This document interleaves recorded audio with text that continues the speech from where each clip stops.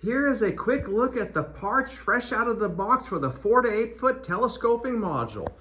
We have red paint to identify the length walls, yellow paint to identify the vertical tubes, blue paint to identify your end frame tubes.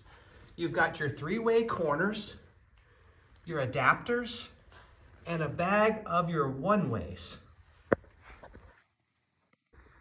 While making our video here, we have our American Bully watching the show as we're making the videos here. Aww. This American Bully weighs 126 pounds. He's 10 months old, and he really helps us a lot to make our videos here in the showroom.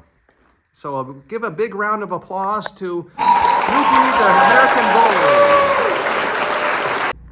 We will start now with our end frames. We'll insert the 3-way corner coupler into the end frame identified with blue paint and put a self-tapping screw in.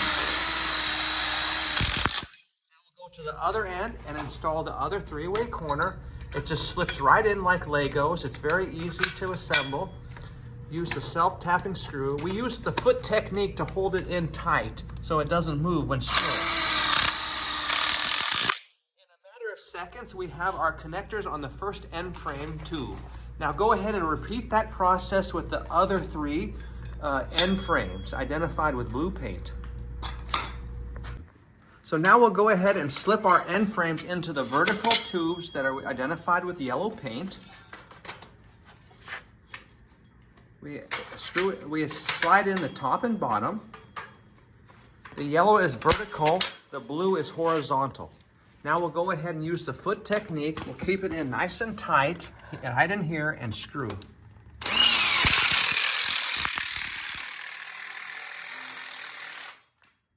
Then we'll go ahead and screw this side as well, keeping it nice and tight with the foot technique. Make sure you always put the screw in that you don't miss the coupler. You can always come out. Now we'll go ahead and stand it up so that you can see that that's one end frame of your module. Now we'll repeat that same process to make the end frame for the other end of your barbecue frame. Within just a couple of minutes, we have both of our end frames done. This is the fastest, easiest way to build a barbecue island frame with no cutting needed. Now we take our 4 adapters and we'll go ahead and, with a measuring tape, draw a line down the middle. These are 3-inch long adapters, so we draw the line at 1.5 inches. With the telescoping tubes, you can see how we insert the male into the female to get different lengths for our custom barbecue island frame. How do you like it? So to easily calculate the length of your length wall, we went ahead and insert a 3-way corner into the 25 millimeter length wall tube. And then over here, we inserted a 3-way corner into our 21 millimeter tube. And then you can see that we had an adapter here. So it's only on one end you use the adapter. You slide the adapter on here, and you slide the 3-way corner onto that for a nice tight fit. You gotta push it all the way up against the end here. Make sure it's tight. And then by doing that, we could calculate how much we need to insert the male into the female tube to give us the right outer length. So for an 8-foot long frame, you insert it 3¼ inches inside for 8-foot outer length. Snoopy, quiet on the set. Be quiet on the set, buddy. Thank you. Now, if we want a 7-foot long frame, it's 15¼ inches inside. A 6-foot long frame is 27¼ inch side. This is the outside measurement for the frame only.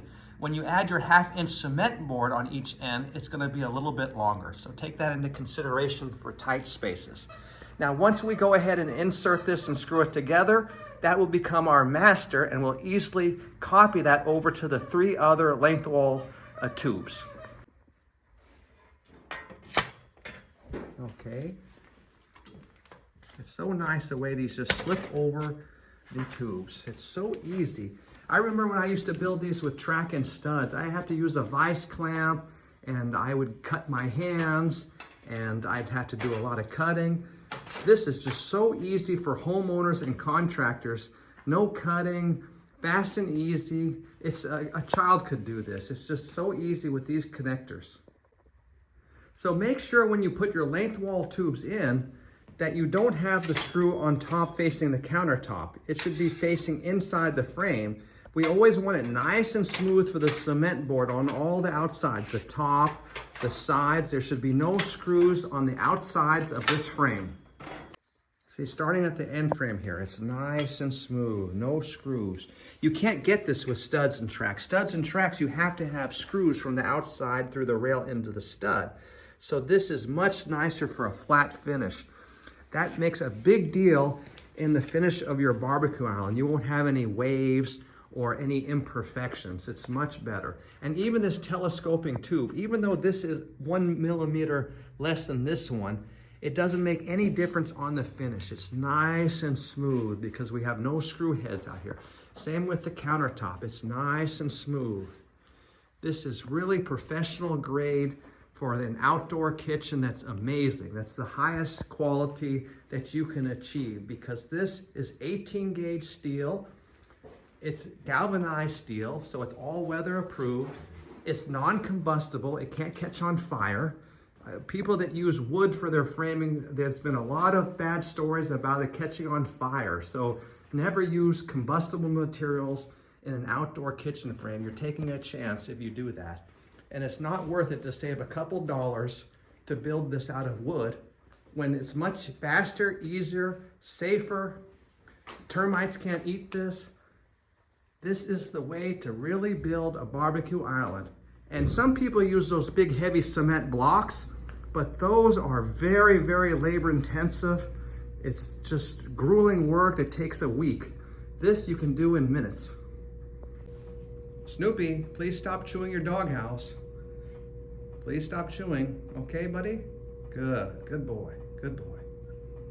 Now we'll flip it over so that we can easily screw the top frame, because it's always easier to screw down on a solid surface rather than trying to screw from under below. And we use the shoe technique and we lock it in. We'll do each corner. It's fast and easy. Make sure that you've installed your 3-way corners with the holes facing the countertop and the bottom, with the long stem into the vertical tube. That way you will get exactly an 8-foot outer measurement on the frame. Now, if you put this longer one facing out like this, it's gonna block the 21 millimeter tube from reaching as far, and it would make your frame 1 inch less, 97 inches long. So make sure you keep that in mind, that if you want a true 8-foot long frame, the hole should face up, and this long part of the 3-way coupler goes into the vertical tubes with yellow paint. Thank you, thank you. Oh, big boy, oh, big boy, oh, big boy. Yeah, but thank you for your help. Good job. It's okay, buddy. Toss it that way. There you go.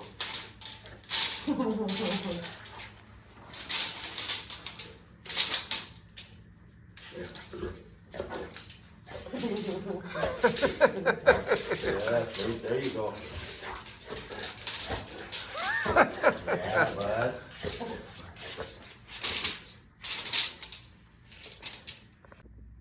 One of the amazing benefits of our 4 to 8 foot telescoping module is that if you plan ahead, you can install your grill on the left or right end with no cutting. Here's how to do that. You're gonna love this. It's no cutting to install a grill kit, which is absolutely amazing. So with the 4 to 8 foot telescoping module, we have our perimeter frame assembled. So what we did here is we have the telescoping tube on the right end because we wanted our grill on the right end.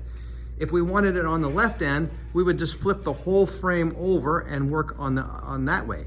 So now we've unscrewed this here so that it telescopes. We only unscrewed that one. Everything else is holding that 8-foot length into position.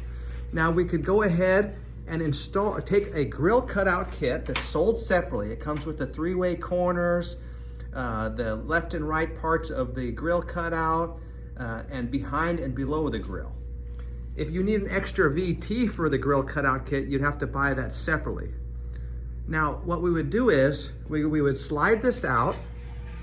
We'd install the three-way corner from this kit, and then we would go ahead and install a three-way corner on this side, and we'd slide it to the right cutout width for our grill. We always give an extra ½ inch to 1 inch extra opening so that our grill will slide in easy. It's called wiggle room. We need extra wiggle room to slide our grill in. So now we'd go ahead and we'd put in the three-way corner, and we'd follow the grill cutout kit instructions. Now, if we wanted to also add a side burner, and it was gonna come off of this 21mm tube, you would have to buy more of these adapters. But your module does come with 1 extra adapter so that you could install this grill kit in it without buying anything extra. So this is a fantastic way to install your grill cutout with no cutting at all on the right end or the left end. Fantastic. So now we go over to the telescoping tube. We take the adapter. Remember, there's only 1 extra adapter that comes with the module kit. We slide it halfway on. We lock it in with a screw underneath here. And then we'd go ahead and slip in our three-way corner, like so, just like that. And then we would measure between this one and this one for the proper cutout width. If you need more width, you just telescope it in. If you need it less width, you telescope it out. And then I would go ahead, once I have it, I'd lock it in with a screw right here. Then I would pull this three-way corner off.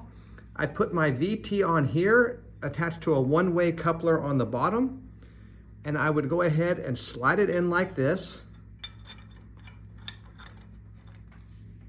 There it is. Hard to do it with one hand, but there we go. And then we'd have our VT and our three-way just like that. Same with this. I'd slip this off. I'd put my VT first, and then I'd slip it in and screw it all together. And then I can work on my the rest of the grill cutout video. But you can see how it's already creating an opening here for my grill cutout with no cutting. Absolutely amazing. Now we can install our vertical tubes. If this is a standalone island and it's not going to connect to other modules, then we'll put a VT centered on each end. If we were going to have modules connecting to one end, we wouldn't use the VT in the center. We would take it and use it for our appliances on the front, depending on where we're going to put appliances, so that we'd have an extra VT for appliances. If we were going to have modules connected on both sides, then we wouldn't use this VT in the center on either end, and we would have 2 extra VTs for appliances on the front. You see, there's so many different ways you can customize these modules. It's impossible for us to exactly know how many VTs you'd need. So we just give you enough that if this was a standalone island, you'd have 1 on each, centered on each end. You'd have 3 for the back and 3 for the front. Now, if you're going to be adding appliances to the front, you may need extra VTs because the cutout kits for your appliances do not include extra VTs because you've already got some here anyway with your module. So it's impossible for us to know, and we don't want to charge you for VTs that you might not even need. So it's just easier for us to do it this way. So now if this was just a countertop module, you can put your VTs on the front at 24 inches, 48 inches, and 72 inches, and duplicate that on the back, and that is sufficient to support a solid cement board wall with no appliances. If you are going to install appliances on the front, we recommend that you install your VTs on the back, 24, 48, and 72 on the back wall, and then install your VTs on the ends that aren't going to connect to modules. The reason why we don't want VTs connecting to modules is it's very important when this island is completed that you have a crawl space to access your electrical wiring, your appliances from the inside for maintenance. That's why you never want to block a connection like that. So now we have it, and we move on to the front. And this is where you would have your design, however you have your appliances laid out, any way you want.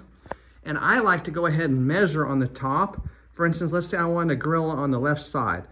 I'd write grill and the cutout width on here. And then I'd measure, let's say I want a side burner, I'd measure a space. Maybe I want 12 to 18 inches space between the side burner and the grill to put down a platter, a serving platter with my burgers or something. And then I would mark side burner and measure the cutout. And then maybe if I wanted a sink, I'd measure over and I'd write sink here. So I would map out all my appliances on the frame with the cutout. So that way I know exactly what's gonna fit in here and show my wife and make sure she approves it. And then I would go ahead and install my VTs in the proper places and the cutout kits. When you're screwing in your vertical tubes, we like to pre-insert the one-ways into the vertical tubes first. You can see how the one-ways, they're only about a 1/2 inch in length.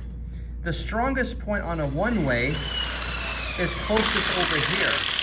So when we insert this into the VT, we try to screw as close as possible to the left side to hit the strong part, the more rigid part right here where it won't bend.